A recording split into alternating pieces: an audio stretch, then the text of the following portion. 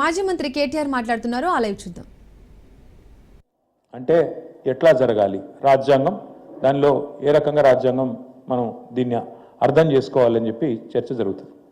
చర్చ జరిగితే కొంతమంది అందులో సభ్యులు మాట్లాడుతూ ఏ రాష్ట్రం నుంచి అయితే వేరుపడదలుచుకున్నారో ఆ రాష్ట్రం యొక్క అనుమతి ఉంటేనే, ఆ రాష్ట్రం యొక్క శాసనసభ తీర్మానం చేస్తేనే వేరుపడాలే, లేకపోతే కుదరదు అని కొంతమంది వాళ్ళు ప్రపోజ్ చేస్తారు, ప్రతిపాదిస్తారు.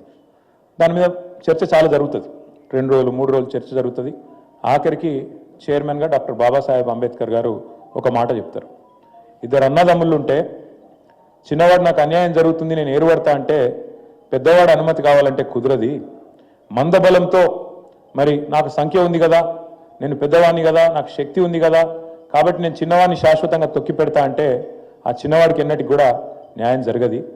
ఇదే సూత్రం కొత్త రాష్ట్రానికే కాదు, అల్పసంఖ్యాకులుగా ఉండే మైనారిటీలకు వర్తిస్తుంది, తక్కువ సంఖ్యలో ఉండే మరి ఇతర వర్గాలకు కూడా వర్తిస్తుంది. అదే మాదిరిగా అంటే దానికి ఒక అద్భుతమైన మాట వాడతారు వారు, టిరనీ ఆఫ్ మెజారిటీ.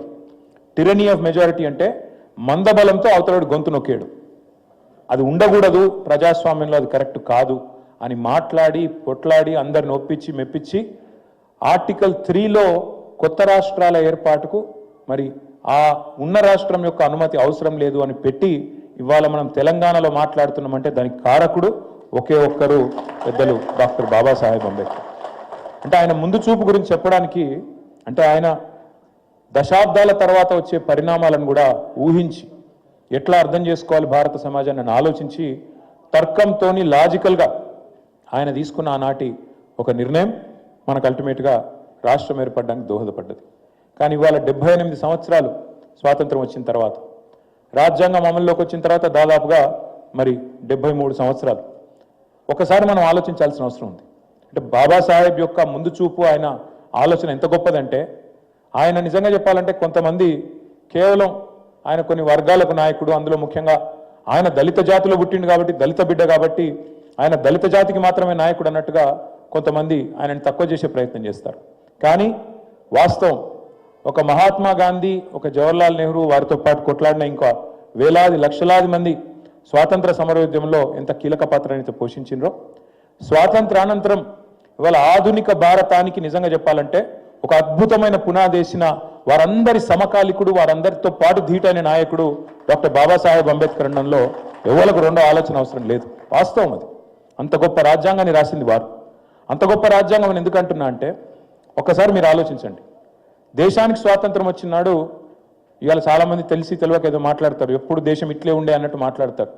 ఎప్పుడు దేశం ఇదే రూపంలో లేకుండే.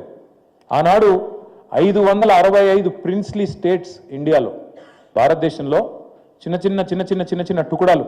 ఇవాళ 28 రాష్ట్రాలు ఉన్నాయి.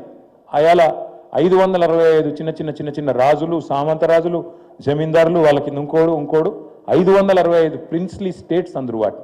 ఇది ఆనాటి పరిస్థితి. ఇక మీకు తెలుసు ఎన్ని భాషలు, ఎన్ని మతాలు, ఎన్ని కులాలు, ఎన్ని ఉపకులాలు, ఎన్ని సంస్కృతులు. నలుగురు కలిసి ఉండాలంటే చాలా కష్టం. నలుగురు మనుషులు కలిసి ఉండాలంటే ఏదో ఒకటి చూసుకుంటారు. వాని కులం నాదొకటి కాదనో, వాని మతం నాదొకటి కాదనో, వాని భాష నాదొకటి, ఏదో ఒకటి మొత్తానికి కలిసి ఉండు కష్టం. మరి అట్లాంటిది ఇన్ని వైవిధ్యాలు ఉన్న ఈ దేశాన్ని శాశ్వతంగా ఒక సుదీర్ఘకాలం ఉండాలి, కలిసి ఉండాలి అంటే ఏం చేయాలి అని ఆలోచన చేసి డాక్టర్ బాబాసాహెబ్, ఆ తర్వాత మొట్టమొదటి SRC doctor Fazal Ali, supreme court మాజీ జడ్జి, అందరూ కూడా ఆలోచించి చాలామంది మేధావులు గట్టి పునాది పడాలి, దేశం ఐక్యంగా ఉండాలి, భవిష్యత్తులో కూడా విచ్ఛిన్నం కావద్దు.